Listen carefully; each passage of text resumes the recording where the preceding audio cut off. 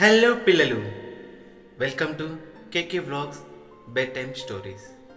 అందరికీ నమస్కారం. ఈరోజు కథ మన కాలాలకు సంబంధించింది. మన కాలాల్లో 3 కాలాలు చాలా ప్రత్యేకమైనవి. వాటిని గురించి మనం అప్పుడప్పుడు పొగుడుకుంటాం, అప్పుడప్పుడు తిట్టుకుంటాం. వీటిని ఆధారం చేసుకొని మన పెద్దలు మన పిల్లల కోసం అప్పట్లోనే చిన్న చిన్న కథలను సృష్టించుకున్నారు. పిల్లలకి కమ్మని కథలు చెప్పి నిద్రపుచ్చాలనే ఉద్దేశంతో మన పెద్దవాళ్ళు మనకి ఎన్నో అపురూపమైన మంచి మంచి కథలను అందించారు. ఈరోజు మనం చెప్పుకోబోయే కథ పేరు కాలములు మహిమలు. కథలోకి వెళ్ళబోయే ముందు కొత్తగా ఎవరైనా చూస్తుంటే సబ్స్క్రైబ్ చేసుకోండి, బెల్ ఐకాన్ ఆన్లో పెట్టుకోండి, ఒక చిన్న లైక్ చేయండి. వీలైతే కథ నచ్చితే మీకు తెలిసిన వాళ్ళకి షేర్ చేయండి. ఎందుకంటే మనం చెప్పుకునే చిన్న చిన్న ముచ్చటైన కథలు అందరి పిల్లల దగ్గరికి వెళ్ళాలని ఆశిస్తున్నాను. ఇంకా కథలోకి వెళ్ళిపోదాము. స్టోరీ నెంబర్ 6, కాలాలు మహిమలు. అనగనగా ఒక ఊర్లో ఒక బ్రాహ్మణుడు ఉండేవాడు. అతనితో పాటు తన ఇంట్లో తన తల్లి, తను పెళ్లి చేసుకున్న భార్య వాళ్ళ అమ్మ, నలుగురు కలిసి జీవిస్తున్నారు. కానీ తెలిసిందేగా, చాలా ఇళ్లలో అత్తకి కోడలకి పడదు. అదే సమస్య ఈ ఇంట్లోనూ వచ్చింది. పాపం బ్రాహ్మణుడు చాలా అమాయకుడు, మంచివాడు. తల్లి అంటే ప్రేమ ఉంది, భార్య అన్న చాలా ప్రేమ ఉంది. ఇద్దరినీ కాదనలేడు. ఇద్దరి మధ్య నలిగిపోతూ ఉన్నాడు. తను పొద్దున్నే లేచి తను కష్టపడి పనిచేసి ఇంటికి రాగానే అత్త కోడలు రోజు గొడవ పడేవాడు. ఒకరోజు కోడలు అత్త నస భరించలేకపోయింది. అందుకని మొగుడు రాగానే, ఈరోజు మీ అమ్మని ఇంట్లో ఉండి గెంటేద్దాం అనుకుంటున్నాను, నువ్వు గెంటేస్తావా లేకుంటే నన్ను వెళ్ళి బయలు దూకి చచ్చిపోమంటావా అని భర్తని బెదిరించింది. భర్తకి ఏం చేయాలో అర్థం కాలేదు. తన తల్లిని కనీసం చెల్లి దగ్గరన్నా వదిలిపెట్టాలనుకున్నాడు. భార్యని చంపుకోలేక లొంగిపోయాడు. భోజనం అయ్యాక సంధ్యవేళ తన తల్లితో కూర్చొని, అమ్మ, చెల్లి కబురు పంపించింది, తనకు కొంచెం కష్టంగా ఉందంట, నిన్ను తోడుగా ఉండడానికి రమ్మని చెప్పింది.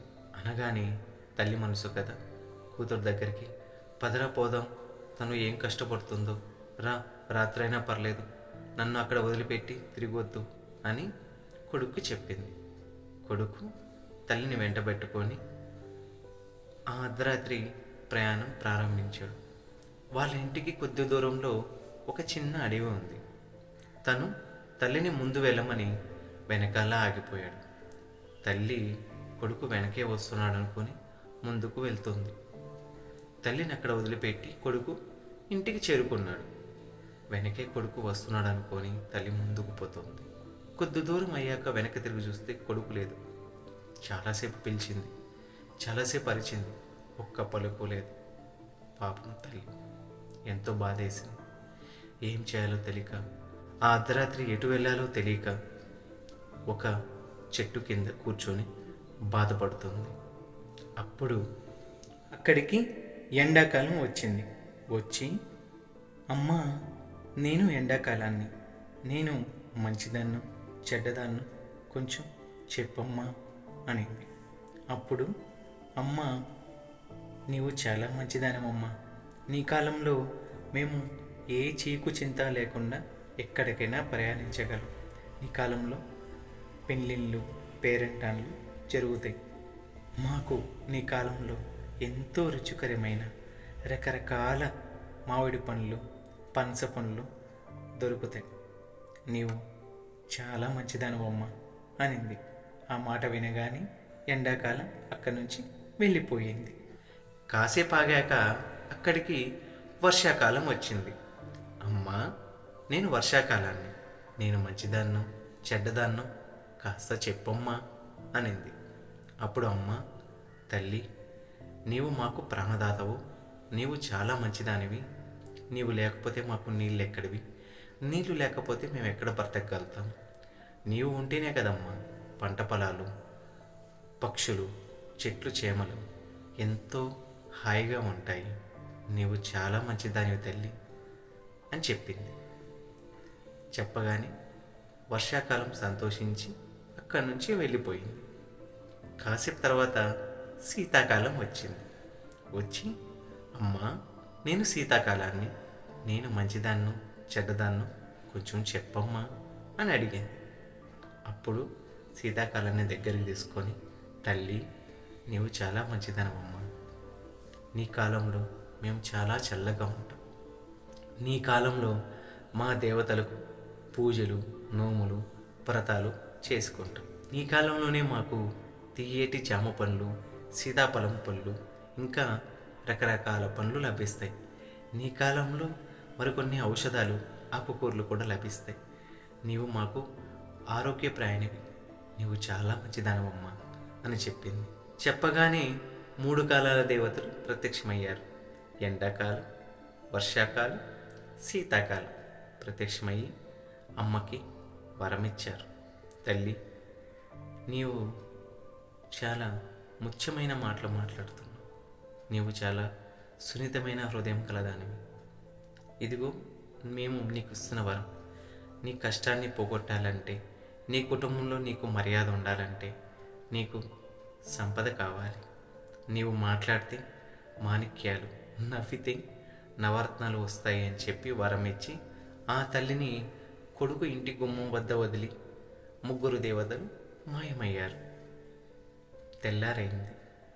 తలుపు తెరిచి చూడంగానే ఎదురుగుండా తల్లిని చూసి కొడుకు ఆశ్చర్యపోయాడు. ఎక్కడో ఆ అడవిలో వదిలి వచ్చిన తన అత్త తిరిగి వచ్చిందని కోడలు కోపంతో ఊగిపోయింది. ఇంతలో ఆ తల్లి ఏదో మాట్లాడబోయింది. వెంటనే తన నోట్లోంచి మాణిక్యాలు వచ్చాయి.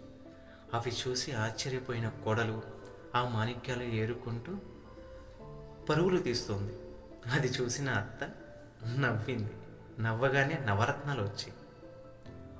అయ్యో దేవుడా అనుకొని కోడలు ఆశ్చర్యపోయి, ఏమి జరిగింది అత్త అని అడిగింది. అత్తని మర్యాదపూర్వకంగా పక్కన కూర్చోబెట్టుకొని, ఏమైందో చెప్పు అనింది. అత్త జరిగింది చెప్పింది. అలా చెప్పగానే అత్త నోట్లోంచి మాణిక్యాలు, నవరత్నాలు రావడంతో అత్త మీద గౌరవం పెరిగింది. అత్త మీద ఎనలేని ప్రేమ కురిపించడం మొదలుపెట్టింది కోడలు. ఇలా జరుగుతున్నప్పుడు కోడలికి ఒక రకమైన దిగులేసింది. అయ్యో, ఈ నవరత్నాలు, మాణిక్యాలేవో మా అమ్మ నోటి నుంచి రావాల్సింది, పోయి మా అత్త నోట్లోండి వస్తుంది. ఒక పని చేస్తే మా అమ్మను కూడా ఇంటి నుంచి తరిమేసి ఆ అడవిలో వదిలేస్తే ఇలాగే మాణిక్యాలు, నవరత్నాలు రాలే వరం వస్తుందేమో అని దురాశకు లోనైంది. వెంటనే తన భర్త రాగానే తన భర్త చెవిన వేసింది. నీవు ఎక్కడైతే మీ అమ్మగారిని వదిలిపెట్టావో అక్కడ మా అమ్మను కూడా వదిలేసిరా అని భర్తకు చెప్పింది. ఆ రోజు పెందలాడే భోజనాలు అయ్యాక తన అత్తను తీసుకొని అర్ధరాత్రి బయలుదేరి తన అమ్మని ఎక్కడైతే వదిలిపెట్టాడో అక్కడే అత్తగారిని వదిలిపెట్టి అల్లుడి ఇంటికి తిరిగి వచ్చేశాడు. అత్త కూర్చొని ఎవరు వస్తారా అని వెయిట్ చేస్తుంది. అక్కడికి కాసేపు అయ్యాక ఎండాకాలం వచ్చింది. వచ్చి, అమ్మ, నేను ఎండాకాలాన్ని, నేను మంచిదాన్నా చెడ్డదాన్నా అని ఆ అత్తగారిని అడిగింది.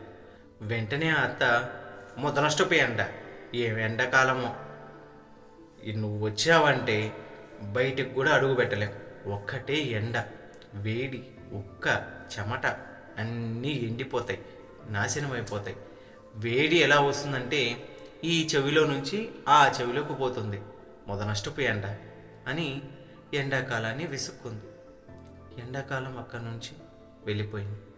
కాసేపు తర్వాత వర్షాకాలం వచ్చింది. వర్షాకాలం అత్తని, నేను మంచిదాన్నా చెడ్డదాన్నా అని అడిగింది. నువ్వు నీ గురించే చెప్పాలి. నువ్వు వచ్చావంటే రోడ్లన్నీ బురద, ఒక్కటే జారతాయి. ఎక్కడ చూసినా గుంటలు, మురికి నీళ్ళు, బాబ్బా నువ్వు వచ్చావంటే అసలు ప్రశాంతతే ఉండదు అని వర్షాకాలాన్ని తిట్టిపోసింది. వర్షాకాలం వెళ్ళిపోయింది. కాసేపు తర్వాత శీతాకాలం వచ్చింది. అమ్మ, నేను శీతాకాలాన్ని, నేను మంచిదాన్నో చెడ్డదాన్నో చెప్పమ్మా అనింది. వెంటనే విసుక్కుంటూ, అబ్బా నువ్వంటేనే పరమ చిరాకు, నువ్వు వచ్చావంటే చాలు ఒక్కటే దోమలు, ఒక్కటే చలి, ఎక్కడికి వెళ్ళి ముడుకోలు పొడుకోలు కూడా అర్థం కాదు. అబ్బబ్బబ్బబ్బా, ఆ చలికి ఆ దోమలకి నిన్ను భరించే బదులు ఎక్కడికైనా వెళ్ళిపోదాం అనిపిస్తుంది, ఎక్కడికి వెళ్ళినా నువ్వే ఉంటావు అని చాలా చిరాగ్గా చెప్పింది. వెంటనే 3 కాలాల దేవతలు ప్రత్యక్షమయ్యి ఆ అత్తగారిని, నువ్వు వెంటనే గాడిదవైపోవుగాక, నీ నోటి నుంచి దుర్వాసన పురుగులు వస్తాయని శపించి ఆ గాడిదగా మారిన అత్తగారిని తీసుకెళ్ళి కోడల ముందు వదిలిపెట్టారు. అమ్మ వెంటనే ఎప్పుడు వస్తుందా అని ఎదురు చూస్తున్న కోడలికి తెల్లవారుజామైంది. తలుపు తెరిచి చూడగానే ఎదురుగుండా గాడిద. చిచి, ఏంటి మా అమ్మ వస్తుందనుకుంటే గాడిద ఉంది అని ఆ గాడిదని తలిమింది.